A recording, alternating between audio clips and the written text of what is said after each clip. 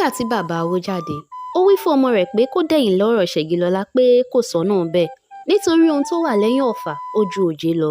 Ifádípẹ̀ wí fún ọmọ rẹ̀ pé òun ò bá wá omidan míì tó yááyì láti fi ṣaya àmọ́ ní ti ṣẹ̀gilọ́lá kò sọ́nà bẹ́ẹ̀.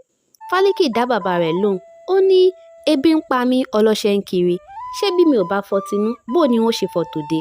Ó ní bó lòun ṣe wojú omidan míì bí omi ìfẹ́ ṣẹ̀gilọ́lá tí ń hó lọ́kùn bí omi ọkà ò bá ti rí.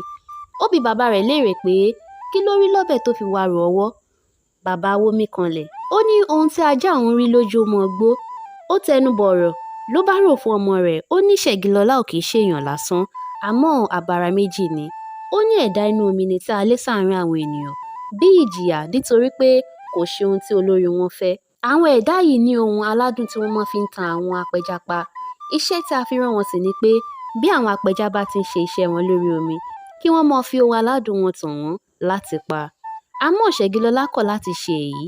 Kàkà bẹ́ẹ̀ níṣe ni ó ń fi ohùn rẹ̀ wo àwọn tí àwọn ẹ̀dá bíi tiẹ̀ bá ti ṣe lọ́ṣẹ́ sàn. Bó bá sì ti wò wọ́n sàn tán yóò lọ gbé wọn sí ẹ̀bá odò níbi tí àwọn ará wọn yóò ti rí wọn. Nígbà tí olórí wọn gbọ́ sí ohun tí ṣẹ̀gilọ́lá ń ṣe yìí ló bá bínú pàṣẹ pé kí wọ́n lé ṣẹ̀gilọ́lá kúrò nínú omi. Wọ́n gba gbogbo agbára rẹ̀ wọ́n sì dé sínú ẹ̀gbà ọrùn idẹ tí ń bẹ lọ́rùn rẹ̀. Wọ́n sì fi gégùn pé ní orí ilẹ̀ tí ó ń lọ bó bá ti dábàá àti fi ọkùnrin kọ̀ọ̀kan ṣe adé orí kíkú ni wọn yóò máa kú. Torí ẹ̀ ni ṣẹ̀gilọ́lá ò ṣe gbà láti ṣe ti ọkùnrin kankan. Oore ló ṣe àwọn ọmọ ènìyàn àmọ́ ègún ló fi kó lọ́dọ̀ àwọn tirẹ̀. Ṣé bí ọmọdé ò lè débi ẹ̀rù kẹ́rù ó mọ̀ bá. Ohun tí Ifádípẹ̀ wí fún Fálékè nípa ṣẹ̀gilọ́lá bà á lẹ́rù jọjọ àmọ́ ìfẹ́ tó ní sí òjò mọ ohun tí yóò ṣe. Bóyá kó dẹ̀yìn lẹ́yìn rẹ̀ bí bàbá rẹ̀ ṣe sọ ni àbí kó lọ bá bóyá ọ̀nà àbáyọ lè wà. Lẹ́yìn ọjọ́ mẹ́ta Fálékè pinnu láti lọ bá ṣẹ̀gilọ́lá bóyá ọ̀nà àbáyọ lè wà láti fi lè ré ègún yìí kúrò. Ìfẹ́ tó ní sí ṣẹ̀gilọ́lá borí ẹ̀rù tí ń bẹ lọ́kàn rẹ̀. Nígbà tó dé ilé rẹ̀ ó tọrọ bẹnu ó rò fún ṣẹ̀gilọ́lá. Ó kọ́kọ́ gbóríyìn fún un fún akíkanjú rẹ̀ àti ojú àánú tó ní sí àwọn ọmọ ènìyàn.